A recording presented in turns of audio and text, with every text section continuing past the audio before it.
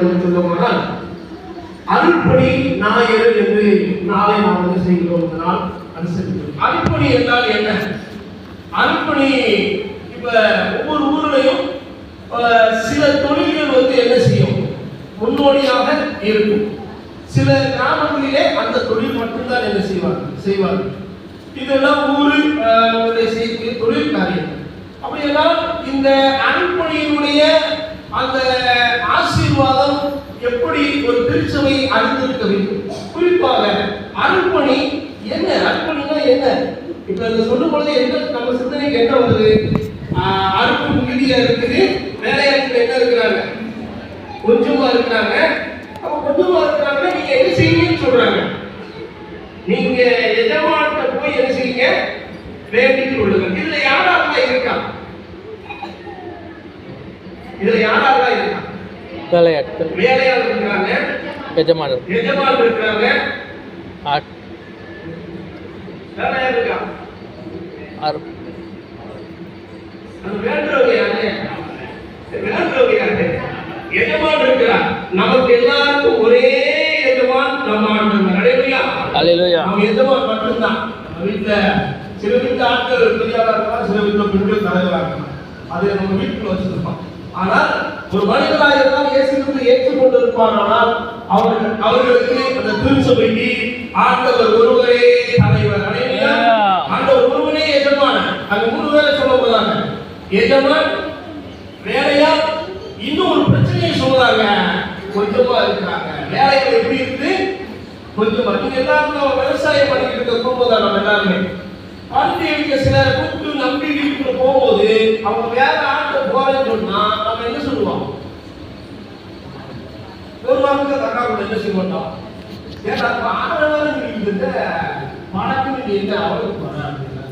2 நாளைக்கு 3 நாளைக்கு கண்ணிக்கு போனாலும் கடையில போனாலும் மூஞ்சி எங்க போயிடும், தெற்காக்க வடக்காக்க திரும்பி போயிடும். ஏன்? நான் கூப்பிட்டு இவ என்ன செய்ய என் காட்டுக்கு பத்திரிக்க பிரியமானவர்களே, என் ஆண்டவர் நம்மை பார்த்து ஒவ்வொரு நாளும் சொல்லிக் கொண்டிருக்கிறார். நம்மளுடைய டிஜிஎஸ் மறைந்த அன்றாட அருள்பணியாளர் தேவனுடைய மனசு சொல்லுவார், அழைப்பி குரல் கேட்டே ஆண்டவர் என உணர்ந்தே, அழைப்பி குரல் கேட்டே என உணர்ந்தே, அழைப்பி குரல் கேட்டே ஆண்டவர் என உணர்ந்தே. அல்லேலூயா, அல்லேலூயா. அழைப்பின் குரல் அருள்பணியின் வடிவிலே ஒவ்வொரு மனிதனையும் ஒவ்வொரு நாளும் ஒவ்வொரு நிமிடமும் சந்தித்துக் கொண்டே இருக்கிறது. ஆண்டவர் நற்செய்தி வழியாக மனநலம் சந்தித்து சொல்கிறார், நான் எஜமானாய் இருக்கிறேன், என் காட்டை, என் நிலத்தை, என் திருச்சபையை விதைத்திருக்கிறேன், அது வளர்ந்து நிற்கிறது. ஆனால் அறுப்பதற்கு ஆட்கள் இல்லை, ஆட்கள் இல்லவே இல்லை. இன்னும் ஒரு பிரச்சனையை தெளிவா சொல்லுகிறார், ஆறுக்கிற ஆள் எப்படி இருக்காங்க? கொஞ்சமா இருக்கிறாங்க, கொஞ்சமா இருக்கிறாங்க. அன்பானவர்களே, இந்த அருள்பணி நம்மளுடைய வாழ்விலே என்ன செய்கிறது?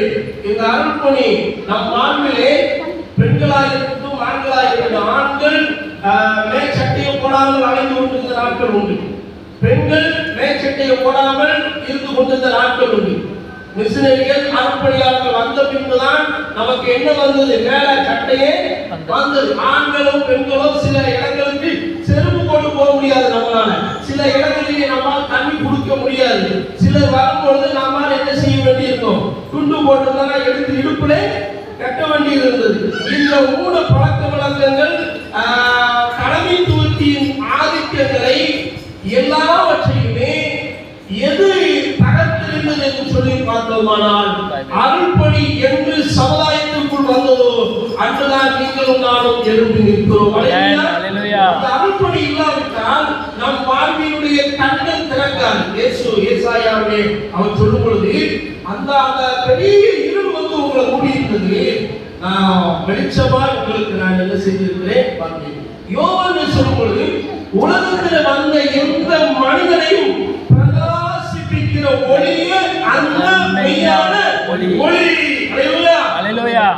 எனக்கு என் வாழ்விலே எப்பொழுது ஒளி பிறக்கிறது, எப்பொழுது வழி பிறக்கிறது என்றால் என் இயேசு கிறிஸ்து சொல்லுகிற அந்த ஒளியாகிய அருள்பணிக்கு செவி கொடுக்கும் பொழுது. அல்லேலூயா. என் வாழ்வில் ஒவ்வொருவரையும் ஏதோ ஒரு கணப்பொழுதிலே என் ஆண்டவர் அழைத்துக் கொண்டே இருக்கிறார். வீட்டில் போய் நீதிமொழிகள் 8 நீங்கள் வீட்டில் போய் வாசித்து பாருங்க. நான் கூப்பிட்டு இருக்கிறேங்கிறார் ஆண்டவர். நான் என்ன செஞ்சுட்டு இருக்கேன்? கூப்பிட்டு இருக்கேன். எப்படி கூப்பிடுதானா? ஆலயத்தில் கூப்பிடுதானா, தெருவில் கூப்பிடுதானா, முச்சந்தையிலே கூப்பிடுதானா, மேடைகளிலே கூப்பிடுதானா, குறிப்பிட்ட இடங்களில் இருந்து உங்களை நான் என்ன செய்கிறேன்? கூப்பிடுகிறேன். எதுக்கு கூப்பிடுகிறாரா? வேலையாளு கொஞ்சமா இருந்தாங்க. அல்லேலூயா. வேலையாளு கொஞ்சமா, என் வேலையை பாருங்க. அருள்பணி நம் வாழ்வினுடைய பெரிய ஒரு ஆசீர்வாதம். அந்த அர்ப்பணி இல்லாவிட்டால் நமக்கு எது கிடைக்காது அப்படின்னா, இன்னைக்கு நம்ம உட்கார்ந்துருக்கிற ஆலயம் கிடையாது, வேதாகமம் கிடையாது. நம்ம ஒரு கணவர் இறந்துட்டா பெண்கள் உடனே என்ன செஞ்சிருந்தாங்க? ஆதி காலங்களில் உடன்கட்ட எரிச்சிடணும், உடன்கட்ட எரிச்சுவாங்க. அத நம்மளால நினைச்சு பார்க்கவே முடியல. கொஞ்சம் வயசு அந்த பெண். இன்னொன்னு, வீட்டில் நீங்க தீ பொருத்தும் பொழுது உங்க கையில சின்னதா ஒரு மெழுகுத்தியோ இல்ல தீ தங்கோ பட்டுட்டா நம்ம 3 நாளைக்கு என்ன செய்யணும்? கையில பார்த்து பத்திரமா வச்சுக்கணும். ஆனால் உயிரோடையே ஒருத்தர் மறைச்சிட்டாரு கணவர், அந்த பெண்ணை கட்டி அதுல படுக்க வைக்கும் பொழுது எத்தனை பெண்கள் அர்ப்பணிக்கு முன்னாடி, அர்ப்பணிக்கு முன்னாடி எத்தனை கோடி பெண்கள் உயிரோடு எரிந்திருக்கிறார்கள். அல்லேலூயா. அல்லேலூயா. நிறுத்தியது நம் அர்ப்பணி. இதை நிறுத்தியது நம்மளுடைய தேவன் தந்த அர்ப்பணி.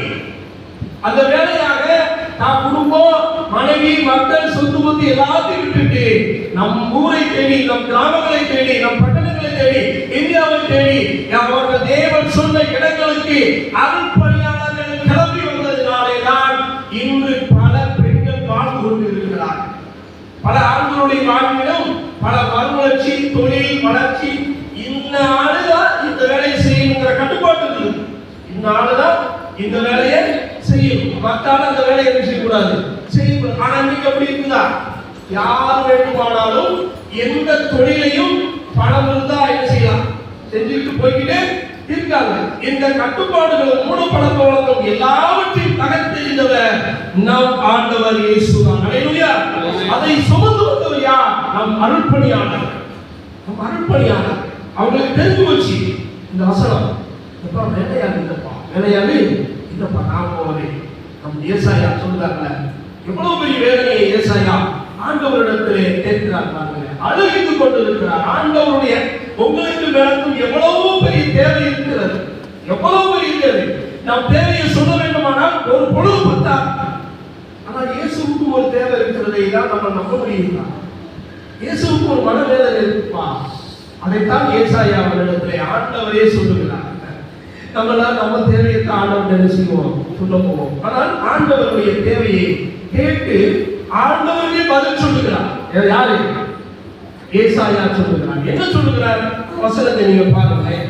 மிக அருமையான அந்த நல்ல வார்த்தையை அவர் ஏசாயாவின் வாழ்க்கையிலே அவர் அமர்ந்திருக்கிறார். ஒரு தரிசனத்தை காண்கிறார். தரிசனத்தை கண்டவுடனே அவருக்கு என்ன வேணுமோ அந்த ஆசீர்வாதத்தை வாங்கிட்டு அவரா கிளம்பி வரல. அவர் அங்க பேசுறார். பேசும் பொழுது அந்த அருள்பணிக்கு தேவன் அவரை ஆரம்பித்து பொழுது கடவுளுடைய அந்த வேதனையை அவர் கேட்க அறிகிறார். நான் என்ன செய்யணும்? அவர் அந்த வசனத்தை வாசிக்கிறேன். 8வது வசனத்தை வாசிக்கிறேன். யாரை நான் என்ன செய்யவே அனுப்புவேன். ஆண்டவருடைய நம்மை மீட்டெடுத்த நமக்காய் ரோமர் 8:13 சொல்லுகிறார். சொந்த குமாரன் என்று பாராமல் அவரையே நமக்கு தந்தவர் மற்ற எல்லாவற்றையும் அல்லாதிருப்பது எப்படி? சொந்த குமாரன் என்று பாராமல் அவரையே நமக்கு தந்தவர் மற்ற எல்லாவற்றையும் அல்லாதிருப்பது எப்படி? இப்படி எல்லாம் உங்களுக்கும் எனக்கும் ஒரு நிறைவான வாழ்வையும் அர்ப்பணிப்பையும் தன்னையே விட்டு கொடுத்த ஆண்டவர் அவர் கெஞ்சி கதறி மனமுடைந்து கேட்கிறார், என் வேலையார் யார் போவார்? அல்லேலூயா. என் வேலையாக யார்? என்னுடைய வேலை என்று ஒன்று இருக்கிறது. யார் போவா? என் காரியம் யார் போவா? இந்த வார்த்தையினுடைய இந்த வார்த்தைக்கு பதில் சொன்னது அப்படின்னு பார்த்தா, நம்மளுடைய இயேசு கிறிஸ்து சீசரை எடுத்துக்கிட்டோம்னா, தோமா அங்க இருந்து இயேசு கிறிஸ்து மரித்து வித்து போனவங்க நேர கிளம்பி எங்க வராங்க அப்படின்னா, கேரளா பகுதியில் இருக்கிற மலபார் பகுதிக்கு அங்க தங்கி இருக்கிறார். திருச்சபையில் விரும்புகிறார். இன்றும் அவர் கட்டிய திருச்சபையில் அந்த பகுதியில் என்ன செய்கிறது இருக்கிறது. அங்கேயும் நம்ம பாருங்கள், பல கல்வி நிறுவனங்களை அவர் என்ன செய்கிறார், பிள்ளைகள் படிக்கக்கூடிய காரியங்களை உருவாக்கி கொடுக்கிறார். மதிய உணவு காரியங்களை அவர் பிள்ளைகளுக்கு ஒழுங்குபடுத்தி கொடுக்கிறார். அந்த பிள்ளைகளுடைய வாழ்விலை கல்வி என்ற ஒரு பெரிய ஒரு நன்மையை அவர் அங்கே என்ன செய்கிறார், துவக்கி வைக்கிறார். எல்லாவற்றுக்கும் மேலாக மக்களுடைய வாழ்க்கையில் இருக்கக்கூடிய மூட பழக்க வழக்கங்கள், கடவுளை அறியாத தன்மைகள், இது எல்லாவற்றையும் நீக்கி அவர்களை கர்த்தரை தொழுது கொள்ள அழைத்து வந்தார் நம்முடைய அருட்பணியாளர் தோமா. அவர்களை யார் என்று இன்றைக்கு பதில் சொல்றார். யாருன்னா, யார் போவான்னு கேட்டோன்னு தோமா சொல்லுகிறான், நான் எங்க போறேன், இந்தியாவுக்கு போறேன். ஒவ்வொருவரும் ஒவ்வொரு அந்த இயேசு கிறிஸ்துவை காட்டி கொடுத்த அந்த சீசனை தவிர 11 பேரும் 11 இடங்களுக்கு போகிறார்கள். 11 பேருக்கும் அவர்களுக்கு தேவன் கொடுக்கப்பட்ட அந்த அருள்பணிகளை கனமாய் செய்து முடித்தார்கள். அல்லேலூயா. கனமாய் செய்து தன்னை முழுமையாக அர்ப்பணித்தார்கள். அருள்பணி நம் பகுதிக்கு வராவிட்டால் இந்த அளவுக்கு நாம் இவ்வளவு காலங்களிலே இவ்வளவு வளர்ச்சியில வந்திருப்போம் என்றால் சொல்ல வாய்ப்புகளே இல்லை. அவர்களுடைய விளைக்கரையும் இயேசு கிறிஸ்துவினுடைய அந்த விளைக்கரையும் அவருக்கு பின்னால் அந்த சீசர்களுடைய விளைக்கரையும், ஏன் நம்மளுடைய திருமணத்திலே நம்மளுடைய குருசேகத்திலே படையப்பட்டியில ஒரு 3 பேர் தூங்கிட்டு இருக்காங்க. யாரு? படையப்பட்டியில கலர் இருக்கா? இருக்கு. கலர் இருக்கா இல்லையா? யாரோட கலர் இருக்கு? பெரம்பூர். பெரம்பூர் கையா? பார்க்கலாம். எவரி? எவரி வந்து பாருங்க. எவரி சட்ட செய்ய வேற யாரும் கலந்து. பெரம்பூர் இவங்களுக்கு இந்த படையப்பட்டிக்கு ஏதாவது சம்பந்தம் இருக்கா? சம்பந்தமே இல்லை. அவங்க எல்லாம் சாப்பாடு வழியில வந்தாங்க. சொந்த இல்லையா, வீடு வாசல் இல்லையா, சாதி சபம் இல்லையா? அன்பானவர்களே, எல்லாம் இருந்தது. அல்லேலூயா. இயேசுவுக்காக எல்லாவற்றையும் விட்டு விட்டார்கள். அவங்களுக்கு தெரிஞ்சு போச்சு, வேற யாரும் கொஞ்சம் நான் போறேன். அல்லேலூயா. சிவகாசி, சொரண்ட, இந்த திருநெல்வேலி, இந்த பக்கம் முழுசும் நாங்கள் ஐயா சுத்தி அடைஞ்சதுனாலதான் எங்க சிப்பாறையே ஒரு கோயில். அல்லேலூயா. இல்லைன்னா வாய்ப்புகளே இல்லை. அன்பானவர்களே, என் தேவனுடைய அந்த ஏக்கம் எல்லாமே எனக்கு வீடு கட்டல, வண்டி வாங்கல, சோறு வாங்கல, குழம்பு வைக்கல, மோட்டர் சைக்கிள் வாங்கல, இன்னும் இடம் வாங்காம இருக்க, வீடு கட்டாம இருக்க, வாடகை இருக்கிற தேவையெல்லாம் தேவனுக்கு தெரியும். அதை தேவன் செய்வார். ஆனால் அதற்கு மேலாக அவர் விளைத்திரையும் கொடுத்தது எதற்காக? நீங்கள் ஆண்டவருடைய வேலையை செய்வீர்கள். அல்லேலூயா. இயேசுவை ஏற்றுக்கொண்டு அவரை விசுவாசித்து திருமுழுக்கிலே கிடைத்த ஒவ்வொருவருமே அருள்பணியாளர்கள். எல்லா இடத்துலையும் எல்லாரும் போக முடியாது. ஆகையா இருக்காங்க இன்னைக்கு கிளம்புற மலைக்கு நம்ம